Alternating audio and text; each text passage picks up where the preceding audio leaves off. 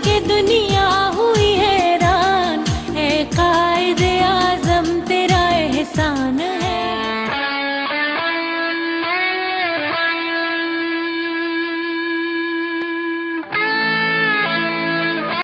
हमें पाकिस्तान को कायम रखने के लिए अभी और कुर्बानी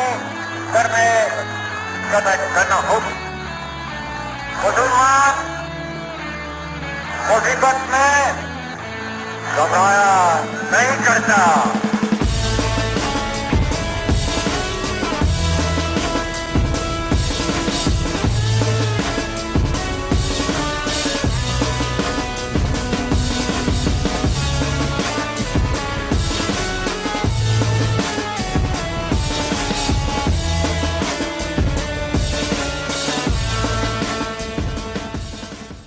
अस्सलाम वालेकुम नाज़रीन, प्रोग्राम अगर के साथ आमिर गौरी।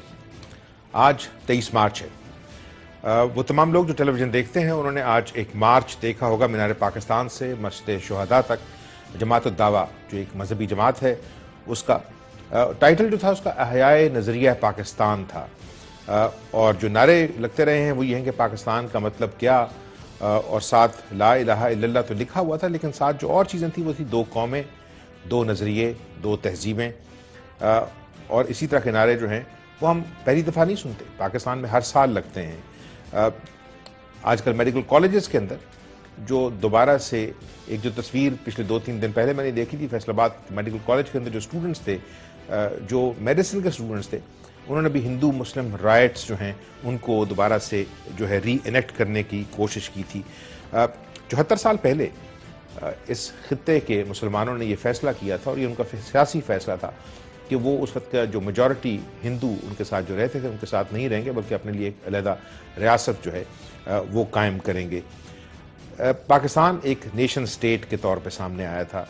दो कौमी नज़रिए की जितनी मुझे समझ है, और आज उसको मज़ीद समझने की कोशिश करेंगे, वो ये था कि मुसलमान जो हैं हिंदुस्तान के वो एक कौम हैं, और जो लीडर्स थे कायद आज़म मोहम्मद अली जिन्ना और अल्लामा इकबाल जैसे जो हैं लीडर, उनका ये नज़रिया था कि पहले मुसलमान जो हैं हिंदुस्तान के, उनको बतौर मुसलमान एक कौम के तौर पर मनवाया जाए और फिर एक नेशन स्टेट क्रिएट की जाए उनके नाम पे। आज इस प्रोग्राम में हम समझने की कोशिश करेंगे कि ये नेशन स्टेट क्या होती है, इस वजह से कि जिन लोगों ने यूरोप के अंदर ये आइडिया आज से तकरीबन 400-450 साल पहले पेश किया था पीस ऑफ वेस्टफेलिया के बाद, और फिर छोटी छोटी वहाँ पर नेशन स्टेट्स बनी थी कौम की बेस के ऊपर। उससे पहले एम्पायर्स होती थी यूरोप के अंदर भी, हमारे यहाँ भी। वहाँ पे एक अजीबोगरीब हवा चल निकली है, और इस प्रोग्राम को स्टार्ट करने से पहले थोड़ा सा आपको जो पर्सपेक्टिव है आज का वो देना ज़रूरी समझता हूँ, इस वजह से कि अब से तकरीबन 6 माह बाद स्कॉटलैंड, जो अब से अगर 3 हिस्से हैं बरतानिया के, इंग्लैंड, स्कॉटलैंड और वेल्स, और उसके साथ चौथा हिस्सा भी है नॉर्दर्न आयरलैंड, लेकिन उसके दरमियान में शामिल अक्सर उसको लोग करना भूल जाते हैं, वो जुमेरात 18 सितंबर 2014 को बाकायदा रेफरेंडम के ज़रिए ये फैसला करेंगे कि 300 साल पुराना जो ताल्लुक़ है, जो 1707 में एक ट्रीटी के नतीजे में सामने आया था, उसको अब वो कायम रखना चाहते हैं या नहीं रखना चाहते। स्कॉटलैंड की जो मेजॉरिटी पार्टी है, स्कॉटिश नेशनल पार्टी, वो ये ताल्लुक़ तोड़ना चाहती है। उस रेफरेंडम के ज़रिए ये फैसला किया जाएगा कि स्कॉटलैंड बरतानिया से आज़ाद होगा या नहीं होगा। उनकी एक हिस्ट्री है जंगों की, और आपको बताते चले कि वहाँ पे बाकायदा एग्रीमेंट हुआ है इंग्लैंड और स्कॉटलैंड के दरमियान। एक बाकायदा बिल पेश हुआ है। 2012 में ये प्रोसेस शुरू किया गया था कि एक रेफरेंडम होना है या नहीं होना। उस पर लंबी बातचीत हुई। एक स्कॉटिश पार्लियामेंट में बिल पास हुआ, वो पहले पेश हुआ, फिर पास हुआ, उसके बाद उसको फाइनली बरतानिया की जो मलका है उन्होंने अपनी रॉयल असेंट दी है कि हाँ जनाब जाएँ, अगर आप ये समझते हैं कि रेफरेंडम के ज़रिए आज़ादी मिलती है आपको, तो ये आज़ादी जो है वो हासिल कर लें। और मसाइल वही हैं जो यहाँ पर पाकिस्तान के अंदर हैं। उन्होंने कहा कि स्कॉटलैंड ये समझता है कि जो उसकी मुआशी आज़ादी है, जो मुस्तकबिल के ताल्लुकात हैं, वो ताल्लुकात रखेगा बरतानिया के साथ कि नहीं रखेगा। बैनुल अक़वामी अदारे हैं जिस तरह यूरोपियन यूनियन है या नेटो है, उसके अंदर उसका क्या होगा, बहुत सारी चीज़ें हैं। इसी तरह की आवाज़ें अब इटली से आ रही हैं, वेनिस से, जो वेनेटो रीजन का कैपिटल है। वहाँ पर उन्होंने कहा कि हमारे साथ जो ज़्यादती करता है रोम, जिस तरह हमारी बेइज्जती करता है, जो हमारे टैक्सेस हैं जो हमें वापस नहीं आते, اس کو دیکھتے ہوئے ہم اب اٹلی کے ساتھ نہیں رہنا چاہتے. ایسی آوازیں کیٹالونیا سے آ رہی ہیں جو اسپین کا علاقہ ہے. وہ بھی یہ تمام وہ چیزیں جو ہم اپنے ملک میں سنتے ہیں, کبھی بلوچستان سے, کبھی سندھ سے, کبھی کے پی سے, وہ بھی کہہ رہے ہیں کہ ہمیں اسپین کے ساتھ نہیں رہنا. ریسنٹلی آپ نے اگر خبریں دیکھی ہوں, ان کو فالو کیا ہوا, کہ یوکرائن کا جو ایک علاقہ ہے کرائمیا, اس کے اندر وہاں پہ آبادی جو ہے وہ روسی آبادی ہے, یوکرینین ہے, 500 کے قریب 5 لاکھ کے قریب وہاں پر ٹاٹر مسلمان بھی ہیں. وہاں پہ بھی ریفرینڈم ہوا ہے. وہاں پہ صرف یہ ہوا کہ ریفرینڈم جو ہے وہ یوکرین جس کا پارٹ ہے کرائمیا, انہوں نے کہا کہ یہ جو ہے اللیگل ہے, انکانسٹیٹیوشنل ہے, اس وجہ سے کہ روس وہاں پر اپنی فوجیں بھیج کے زبردستی غنڈہ گردی کے ذریعے یہ چیز نہیں منوا سکتا. آج اس پروگرام کے اندر ہم ڈسکس کرنا چاہیں گے کہ نظریہ پاکستان ہے کیا, اور کیا یہاں پہ جو کنفیوژن ہے ابھی تک, کہ وہ تمام چیزیں جو ہمیں بتایا جاتا ہے کہ نظریہ ہے, وہ نظریہ تھا یا نعرہ ہے, اور اگر فرض کے نظریہ تھا تو سارے لوگ اس میں متفق کیوں نہیں ہیں, اور پھر کیا کل کو پاکستان کے بعض حصے اپنی آزادی مانگ سکتے ہیں, جس طرح کیٹالونیا, جس طرح کرائمیا, جس طرح وینس جو ہے وہ مانگ رہے ہیں, یا اسکاٹ لینڈ مانگ رہا ہے. اور اگر اسکاٹ لینڈ کو 6 مہینے کے بعد یہ آزادی مل جاتی ہے, جس کے ابھی وہاں پر جو حالات ہیں وہ بہت زیادہ ان کے حق میں نہیں ہے, لیکن بہت زیادہ آوازیں جو ہیں وہ باقاعدہ آزادی چاہتی ہیں, تو ایک نیا ٹرینڈ سیٹ ہوگا ان تمام لوگوں کے لیے جو اپنے بڑے ملکوں کے ساتھ نہیں رہنا چاہتے. یہاں پہ ہم کسی قسم کی کانٹروورسی سٹارٹ نہیں کرنا چاہتے, لیکن 1971 کے اندر پاکستان جو ہے وہ ایک انتہائی تلخ تجربے سے گزرا ہے. ایک چھوٹی سی بریک لیتے ہیں, اور بریک کے بعد جب واپس آئیں گے تو میرے ساتھ میرے جو 2 مہمان ہیں, پروفیسر حسن عسکری, سیاسیات کے جو ہیں استاد رہے ہیں, جرمنی میں ہائیڈلبرگ یونیورسٹی کے اندر پڑھاتے رہے ہیں, امریکہ میں کولمبیا یونیورسٹی میں پڑھاتے رہے ہیں, جان ہاپکنز یونیورسٹی میں پڑھاتے رہے ہیں, اور یہاں ان کا تعلق پنجاب یونیورسٹی سے تھا. وہ میرے ساتھ یہاں اسٹوڈیو کے اندر ہوں گے. ڈاکٹر رفیق احمد جو ہیں میرے دوسرے مہمان ہیں, وائس چانسلر رہے ہیں پنجاب یونیورسٹی کے, اور آج کل وائس چیئرمین ہیں نظریہ پاکستان ٹرسٹ کے. ان دونوں سے میں سمجھنے کی کوشش کروں گا کہ کیا اس کے اوپر ابھی تک کنفیوژن ہے, یا ہم تمام لوگ اس پہ متفق ہیں کہ 74 سال پہلے جو چیز ڈیمانڈ کی گئی تھی اس میں کسی قسم کا کوئی شک و شبہ ہمارے تمام لوگوں کے ذہنوں میں نہیں ہے. یہ بات چیت ایک بریک کے بعد. اور آج پروگرام کے دوسرے حصے میں آپ کو خوش آمدید کہتے ہیں. ڈاکٹر رفیق صاحب, آپ کے پاس آؤں گا. آپ نے جو میں نے ایک چھوٹا سا آپ یہ سمجھیے انٹرو دیا ہے, آپ نے وہ سنا ہوگا. یہ جو مسلسل آوازیں ہیں یورپ کے ان علاقوں سے جو نیشن سٹیٹس کا حصہ رہے ہیں, اسپین کا حصہ ہیں, اٹلی کا حصہ ہیں, برطانیہ کا حصہ ہیں, نیشن سٹیٹ انہی لوگوں نے سٹارٹ کی تھی. ایک عجیب و غریب مشکل سا وقت ہے ان لوگوں کے لیے. ایک طرف تو یہ ایک سپر یورپین سٹیٹ قائم کر چکے ہیں جس کو یورپین یونین کہتے ہیں.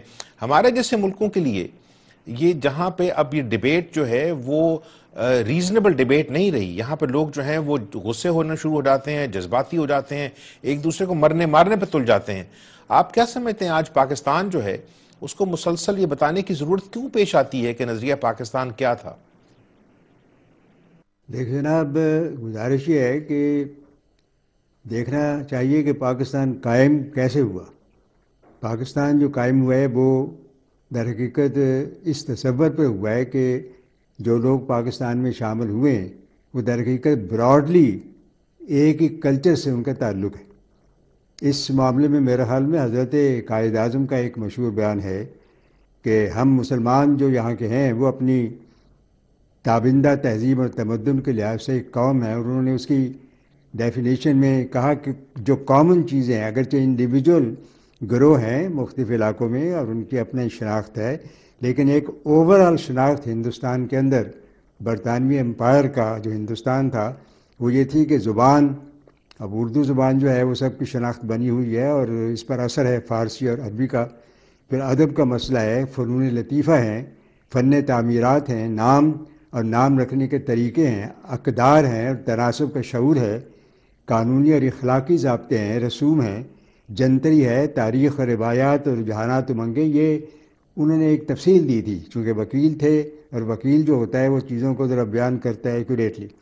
تو یہ ساری چیزیں اگر سامنے رکھی جائیں تو مسلمانوں نے مل کر گویا کہ ایک ملک بنایا. اس میں یہ نہیں ہے کہ انڈیویجولی پنجابیوں نے الگ کوشش کی اور صوبہ سرحد کے لوگوں نے الگ کوشش کی, بلکہ ہندوستان کے مسلمان ہندوستان کے مسلمان جن کو پتہ تھا کہ وہ پاکستان کا حصہ نہیں بنیں گے بلکہ ہندوستان کے اندر ہندو گویا کے راج ہو گئے ایک لحاظ سے، تو وہ اسی کے تحت رہیں گے اور ان کے ظلم و ستم کا نشانہ بھی بنیں گے. اس کے باوجود انہوں نے کہا کہ مسلمان بحیثیت ایک الگ گروپ کے اس سارے خطے میں ان کا ایک پہچان ہے، تو لہٰذا اس حوالے سے یہ پاکستان بنا. تو ہمیں دیکھنا چاہیے کہ جب پاکستان بنا اور پاکستان بننے کے بعد جو یہاں صورتحال پیدا، اب مشرقی آپ نے حوالہ دیا تھا بنگلہ دیش کا، اب دیکھیں نا بنگلہ دیش کے اندر بھی گروپ کئی ہیں، لیکن اس زمانے میں بھی ایک چیز سامنے تھی کہ بنگلہ دیش جو تھا وہ ایسٹرن پاکستان کہلاتا تھا، یعنی وہ ایک علیحدہ یونٹ ایک بنا ہوا تھا، یعنی اوپن بڑا. تو میں سمجھتا ہوں کہ یہ ساری چیزوں کے سامنے رکھا جائے تو انڈیویجولی کوئی شک نہیں بعض جگہوں پہ یہ خیالات پیدا ہوتے ہیں جب آپ ایک یونیفارم گورنمنٹ قائم کرتے ہیں اور پورے حقوق نہیں دیتے، اور پھر اس کے بعد یہ ہمارے یہاں جو مارشل لا کے ایکسپیرینسز ہوئے ہیں، مارشل لا جو ہوتا ہے وہ تو زبردستی ٹھونسنے والی بات ہوتی ہے اور اچھے خاصے لوگ بھی جو ایک قوم میں بلیو کرتے ہیں وہ باغی ہو جاتے ہیں. تو یہ جمہوری انداز جو ہوتا ہے وہ آپ دیکھیں، جب میں اس میں خاص طور پر حوالہ دوں گا کہ جب ہندوستان میں 45 کے الیکشن ہوئے، آپ دیکھیں مسلمان منتشر تھے، لسانی طور پر بھی، مذہبی طور پر بھی، علاقائی طور پر بھی، سارے ہندوستان کے اندر بے شمار گروپ تھے. لیکن تحریک پاکستان ایک ایسی تحریک تھی جب کہ الیکشن ہوئے ہیں 45 کے، آپ دیکھیں وہاں یہ مسئلہ نہیں تھا کہ یہ شیعہ ہے اور یہ سنی ہے اور یہ بنگالی ہے اور یہ فلاں ہے. ہندوستان بھر کے مسلمانوں نے، ان مسلمانوں نے بھی جو پاکستان کا حصہ نہیں بننے والے تھے، لیکن ڈاکٹر صاحب یہ چیز تو آپ ایگری کریں گے کہ یہ سارا پروسیس جو ہے یہ سیاسی طور پر بات چیت کے ذریعے اچیو کیا گیا تھا، اس میں کہیں جو ہے وہ سختی یا جبر یا تشدد شامل نہیں تھا. آپ بالکل صحیح ہے، میں یہی بات کر رہا ہوں نا، میں نے ڈکٹیٹرشپ کا جو حوالہ دیا اسی حوالے سے کہ جمہوری انداز سے. اور اب بھی دیکھیں پاکستان کے اندر ظاہر ہے کہ شکایات بھی ہیں صوبوں کو اور آوازیں بھی اٹھتی ہیں، لیکن وہ جو الگ ہونے والی آوازیں ہیں وہ اتنی اسٹرانگ نہیں ہیں. لوگ اب حکومتیں قائم ہیں، پروونشل حکومتیں ہیں، جھگڑے بھی ہوتے ہیں، فائٹس بھی کرتے ہیں فنڈز کے لیے، بے شمار چیزوں کے لیے. بلکہ پچھلے میرے خیال میں چند سالوں سے تو اب حکومتیں مل کر کام کرنے کو زیادہ ترجیح دے رہی ہیں. اب لا اینڈ آرڈر کے مسئلے سب کے کامن ہیں، غربت کے کامن ہیں، وسائل کے کامن ہیں. اب پانی کا مسئلہ جو ہے وہ ہمارے سامنے ہے اور سارے اس سے متاثر ہوں گے. تو میرے خیال میں ٹھیک جہاں تک ڈاکٹر صاحب let me bring the other opinion. عسکری صاحب جو باتیں ڈاکٹر رفیق صاحب کہہ رہے ہیں وہ ہمیں ساری سمجھ آتی ہیں اور ساری کی صحیح باتیں صحیح ہیں، لیکن کہیں نہ کہیں جو اب تک جو مارچز ہوتے ہیں، جو بعض لوگوں کا خیال ہے کہ پڑھایا جاتا ہے جو اسٹوڈنٹس کو، اس میں سیاسی جو آپ یہ سمجھیے اسٹرگل ہے اس کے اوپر مذہبی رنگ زیادہ آتا جاتا ہے. اور یہ بتایا جاتا ہے کہ نعرے کی حد تک تو یہ بالکل ٹھیک ہے کہ پاکستان کا مطلب کیا، لا الہ الا اللہ، مسلمان سارے کے سارے جو ہیں ان کی اسٹرگل ہے، لیکن ہم سمجھتے ہیں کہ آج جو ہے کوشش کی جاتی ہے کہ اس کو ایک نیا رنگ دیا جائے ریٹروسپیکٹو ایفیکٹ کے ساتھ. دیکھیے آپ کی بات یہ صحیح ہے، اور ہم نے یہ دیکھا ہے کہ تاریخ جب لکھی جاتی ہے تو اکثر اوقات تاریخ کو آپ اپنے حساب سے جو کسی وقت کی ضروریات کے مطابق ری انٹرپریٹ کرتے ہیں. اس وقت جو نظریہ پاکستان پہ بحث ہے اس کا بنیادی تعلق 47 سے پہلے جو چیزیں ڈیولپ ہوئی ہیں اس سے نہیں ہے، بلکہ اس کا تعلق اس پاور سٹرگل سے ہے یا ایک نظریاتی سٹرگل سے ہے جو پاکستان میں اس وقت چل رہی ہے. لہٰذا ہو یہ رہا ہے کہ جو جس سوچ کو موجودہ زمانے میں چلانا چاہتا ہے اس کے لیے سپورٹیو ایویڈنس ہسٹری سے اپنے مطابق نکال لیتا ہے.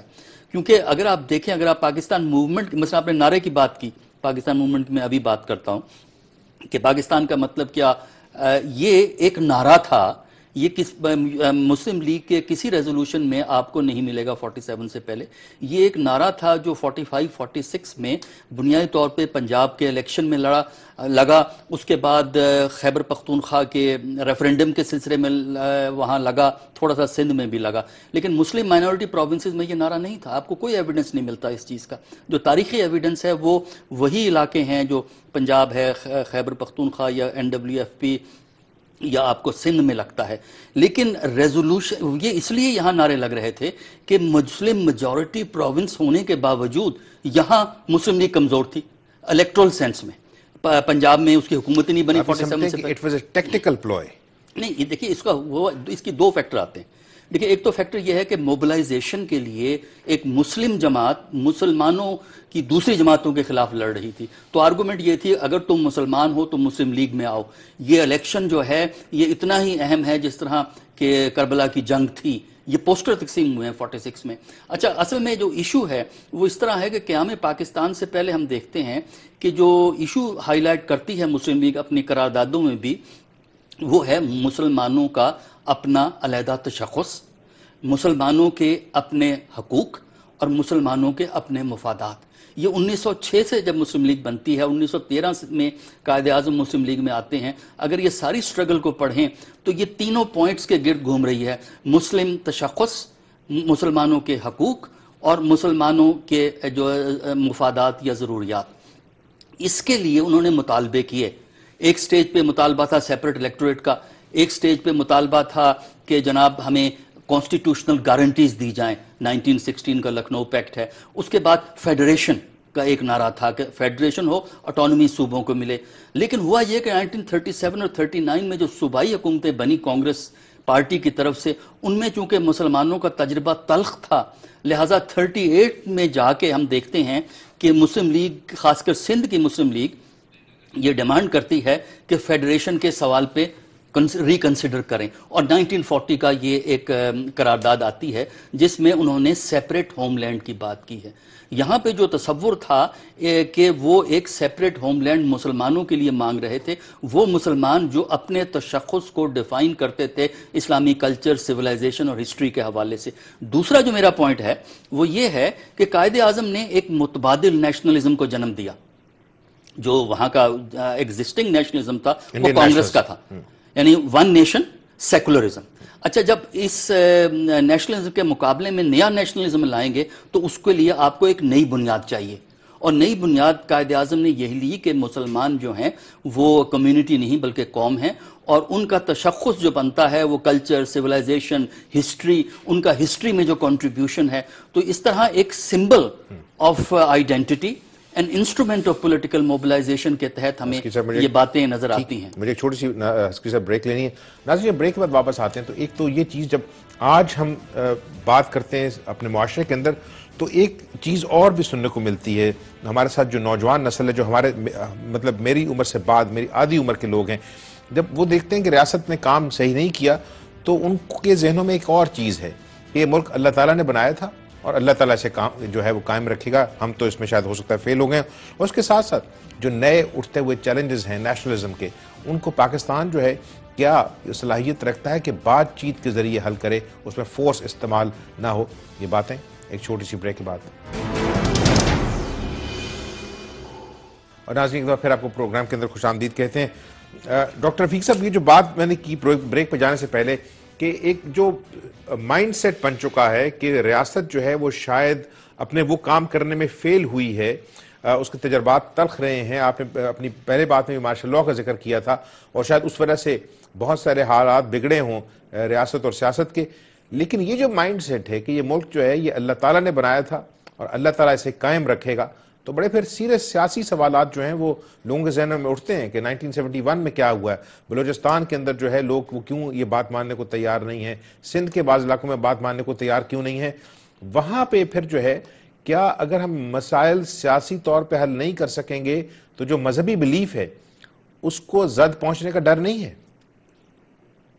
آنی آپ نے میرے خیال میں سوال صحیح اٹھایا ہے. جناب ڈاکٹر صاحب نے بھی بڑے صحیح انداز میں انالیسس کیا ہے. بات یہ ہے جی کہ ایک ہوتا ہے ویژن اور ایک ہوتا ہے اس میں عمل. اگر ویژن آپ کا اسٹرانگ ہے اور ویژن آپ کو بہرحال کار مزلے سے نکال کر اوپر لے جانا چاہتا ہے تو اس ویژن کی بھی کوئی نہ کوئی سہ ہوتی ہے. تو میں سمجھتا ہوں کہ یہ پاکستان کے اندر جہاں تک تعلق ہے اسلام کا, اب دیکھیں یہ ہماری روزمرہ کی زندگی کا حصہ ہے. اب قرآن مجید کو لیں یا اسلامی تہذیب کو لیں, حضور کی ذات گرامی کو لیں, یہ وہ ساری چیزیں ہیں جن کی زبردست عزت ہے اور اس کا بڑا احترام ہے. سارے ملک میں. یہ احترام اور عزت، اس میں شک نہیں کہ اس کے بارے میں معلومات لوگوں کو زیادہ نہیں ہے، تعلیم پوری نہیں ہے اسلام کی، لیکن یہ ایک فیکٹر ہے.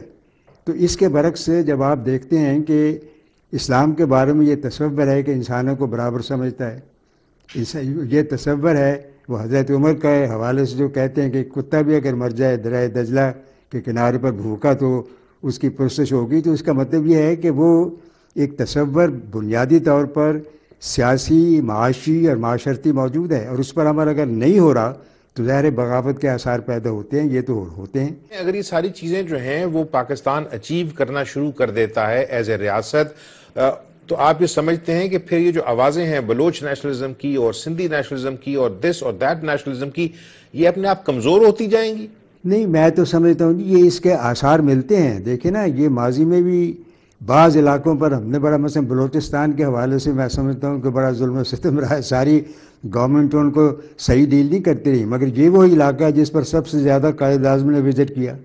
آپ کو پتہ ہے کہ سب سے زیادہ اسی پر توجہ رہی ہے. تو یہ دیکھیں نا، اس کا مطلب یہ ہوا کہ اگر معاشرتی انصاف ہوگا تو آپس میں وہ میرے خیال میں مناقشت نہیں ہوگی. یہ جو آوازیں اٹھتی ہیں اب تک تو چلیں، جب مارشل لاء لگتے ہیں وہ تو کسی کی بات ماننے کو تیار نہیں تھے، لیکن کیا یہ جو مارشل لاز ہیں اس کی وجہ سے جو ڈیمیج ہوا ہے پاکستان کی پالیٹی کو، جو سیاست کو، اس کی وجہ سے یہ آوازیں اٹھی ہیں بلوچ نیشنلزم کی، سندھی نیشنلزم کی اور دوسری مائنر نیشنلزم کی، یا یہ باقاعدہ ایک پوٹنٹ سیاسی تھریٹ بہرحال پاکستان کو رہے گا؟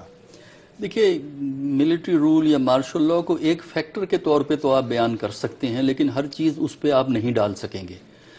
جو یہ آپ کو نظر آتی ہیں تحریکیں اس قسم کی، جسے ہم ڈسیڈنٹ موومنٹ کہہ لیں، سیپریٹسٹ موومنٹ کہہ لیں، یا رائٹس کی موومنٹس کہہ لیں، بہت سی موومنٹ رائٹس کی موومنٹ ہوتی ہیں. دیکھیں، یہ ایک سیاسی تجربے کی بنیاد پہ ہوتی ہیں، کیونکہ مسلمانوں نے اپنے لیے ایک سیپریٹ ملک مانگا، پاکستان مانگا آزادی سے پہلے. یہ جو فیصلہ ہوا کہ ایک سیپریٹ ہوم لینڈ مسلمانوں کا ہوگا جس میں وہ اپنے نظریات کے مطابق زندگی گزاریں گے، یہ ایک سیاسی تجربے کی بنیاد پہ تھا. یہ تمام موومنٹس جو ہیں یہ 47 سے پہلے تو نہیں تھیں. مطلب ہندوستان کے اندر تو بلوچ نیشنلزم کا نعرہ نہیں لگا، ہندوستان میں تو سندھی نیشنلزم کا نعرہ نہیں لگا.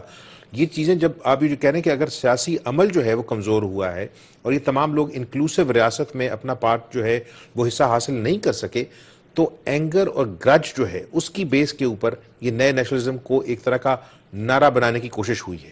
دیکھیں، اس کو میں ایک دوسرے اینگل سے آپ کے سامنے پیش کرتا ہوں اسی بات کو.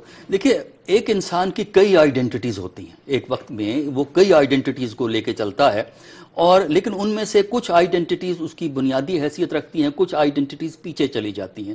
جب 47 میں پاکستان بنتا ہے تو اس وقت اس علاقے کے لوگوں کی میں زبانیں بھی مختلف تھیں، مختلف علاقوں میں رہتے تھے اور مختلف قسم کی لوکل لیڈرشپ تھی، لیکن یہ زبان، یہ ایتھنیسٹی، یہ لینگویج جو ہے وہ سیاسی طور پر ریلیونٹ نہیں رہی تھی.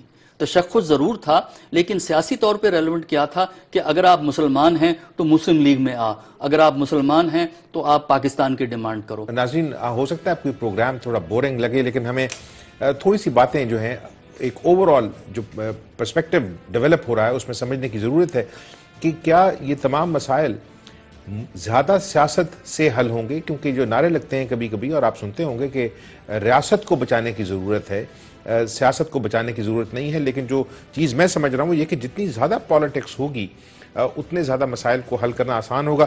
اور پروگرام کے آخری حصے میں جب واپس آتے ہیں تو وہ تمام ایشوز جن کا میں نے شروع میں ذکر کیا تھا کہ اگر فرض کیا وہ تمام ملک جو نیشنلزم کی سٹیج سے گزر چکے ہیں، جو قومیں رہے ہیں، اور ان کے اندر سے بعض لوگ ناراضگی کی بیس کے اوپر یہ چیزیں آرام سے بات چیت کے ذریعے پروسیس مانگ رہے ہیں، اور وہ تمام ملک جو ریاستیں رہے ہیں، ریاست اٹلی بہت بڑا ملک رہا ہے، اور اسی طرح برطانیہ تو بہت بڑی ریاست رہی ہے، امپائر رہی ہے، وہاں یہ اگر اس طرح کے سوال اٹھتے ہیں تو کیا پاکستان کے وہ لوگ جو ہیں اس سے کسی قسم کا فائدہ اٹھانے کی کوشش کریں گے یا پاکستان کو نقصان پہنچانے کی؟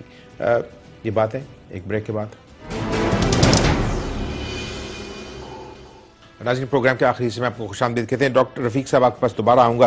یہ جو میں نے 4 مثالیں دی ہیں کہ اگر سپٹمبر 2014 کے اندر ریفرینڈم میں اسکاٹ لینڈ برطانیہ سے علیحدہ ہو جاتا ہے، یہ بہت بڑا it will send a shock wave ان تمام لوگوں کے لیے جو ریاستیں جس طرح کی پاکستان ریاست ہے مختلف لوگوں کی جو ہے اکائیوں سے جڑا ہوا, مختلف صوبوں کی اکائیوں سے جڑا ہوا, اگر وینس اٹلی سے علیحدہ ہو جاتا ہے, اگر کیٹالونیا اسپین سے علیحدہ ہو جاتا ہے, اور اگر فرض کیا روس جو ہے وہ غنڈہ گردی کے ذریعے, دھونس کے ذریعے کرائمیا کے اوپر دوبارہ قبضہ کر لیتا ہے, تو پاکستان جیسے ملک کے لیے کیا یہاں پہ چیلنج زیادہ سخت ہوگا, یا ہم بات چیت کے ذریعے یہ مسائل جو ہے ان کو حل کرنے کی صلاحیت رکھتے ہیں؟ میرے خیال جناب دو قسم کی صلاحیتیں جو ہیں وہ ان مسائل کو حل کی طرف لے جائیں گی. پہلی جو صلاحیت ہے وہ ہے جمہوری انداز. آپ لوگوں کو بات کرنے کا موقع دیں. جمہوریت جو ہوتی ہے اس میں اس بات کا امکان ہوتا ہے کہ آپ باتیں سنتے بھی ہیں اور ان کو حل کرنے کی کوشش بھی کرتے ہیں. دوسری چیز یہ ہے کہ آپ کا جو نظام سیاست ہے وہ بھی جمہوری ہونا, یعنی جمہوری جو آوازیں اٹھتی ہیں اس آوازیں سے, اس حوالے سے جو آپ کا نظام رسپانس بھی دینا, یعنی اس کا کوئی پازیٹیو رسپانس ہونا چاہیے نا. اگر یہ دو باتیں ہوں تو پھر کشمکش تو رہے گی, کیونکہ انسان کی ضروریات تو لامحدود ہیں.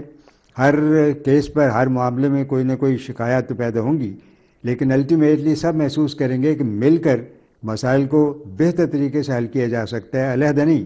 میرے خیال میں دنیا میں اس وقت جسے گلوبلائزیشن کہتے ہیں اس کے کئی پہلو ہیں. اس پر تو چونکہ بحث کا موقع نہیں ہے. اس گلوبلائزیشن میں بھی یہی بات ہے. آپ دیکھتے ہیں کہ یہ کرو گلوبلائزیشن کا کبھی اوپر جاتا ہے کبھی نیچے جاتا ہے. ایک زمانہ تھا ایسے 2-4 آپ سمجھے کہ 20-25 سال پہلے کہ گلوبلائزیشن لگتا تھا کہ ایک طوفان ہے دنیا کو بہا کر لے جائے. اب یہ حالت ہے کہ مختلف علاقوں کے وہ علیحدہ گروپس بن گئے ہیں, اور بلکہ کئی ممالک جو ہیں وہ آزاد ہو کر باقاعدہ ممبر بن رہے ہیں یونائٹڈ نیشن کے.